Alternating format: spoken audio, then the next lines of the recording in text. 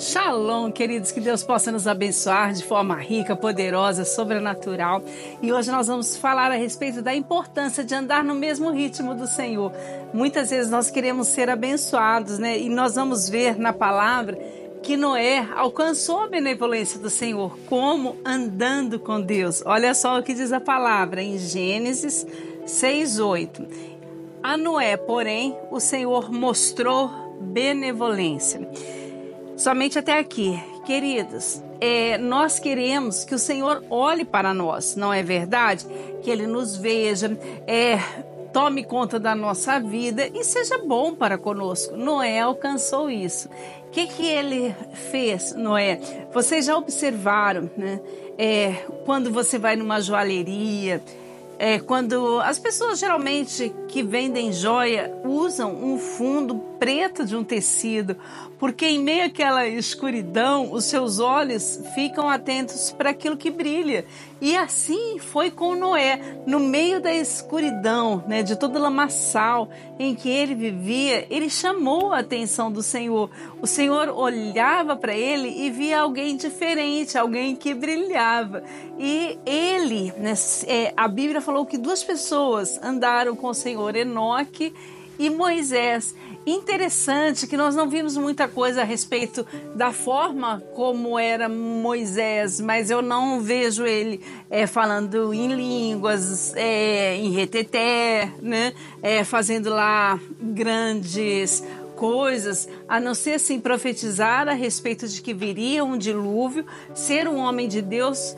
Assim, as pessoas o julgavam porque estava fazendo uma coisa louca. Você imagina fazer uma arca, né? Nos dias de hoje já seria algo fora do comum.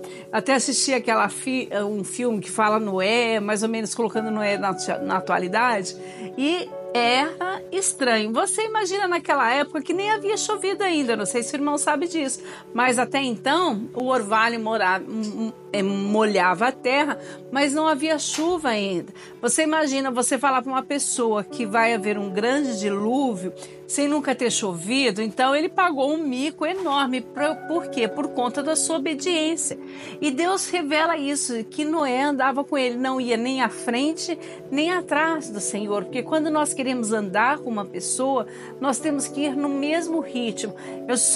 De repente, se nós formos andar com uma criança, eu andar no meu ritmo, a criança não vai conseguir me alcançar, ou um idoso, ou alguma coisa. E se eu andar com um maratonista, por exemplo, eu não consigo ir no ritmo dele. Para você andar, né, com uma pessoa, no caso o Senhor, que Ele nos dá a direção e o ritmo, você tem que se adequar àquilo que Deus quer.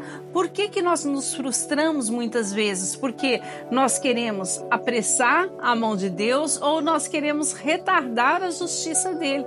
E não funciona. Noé, ele alcançou a benevolência do Senhor simplesmente por andar com Ele. Que nós possamos ter discernimento quanto ao ritmo do Senhor, que nós possamos entender a boa, perfeita, agradável vontade de Deus, ter a obediência que Noé teve, a paciência, o amor, escutar o direcionamento do Senhor e obedecer, independente do que as pessoas falam.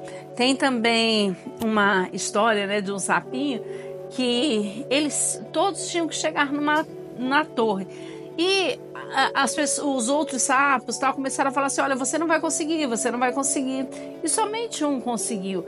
Aí foram falar assim: por que você conseguiu? Quando questionaram isso, os sapinhos descobriram que ele era surdo. Então eles não ouviram, esse sapinho não ouviu de outras pessoas: você não vai conseguir, você não tem força, você não tem talento, você vai desanimar, você vai parar no meio do caminho. Poxa, mais uma vez você vai tentar? Queridos, com o Senhor, andando no ritmo certo, dá certo. De repente as coisas não funcionaram até agora porque de repente os sonhos são bons, as coisas são boas, são projetos do Senhor, mas nós precisávamos andar no ritmo. É mais ou menos assim: a rodovia, ela funciona para você andar 80 a 100.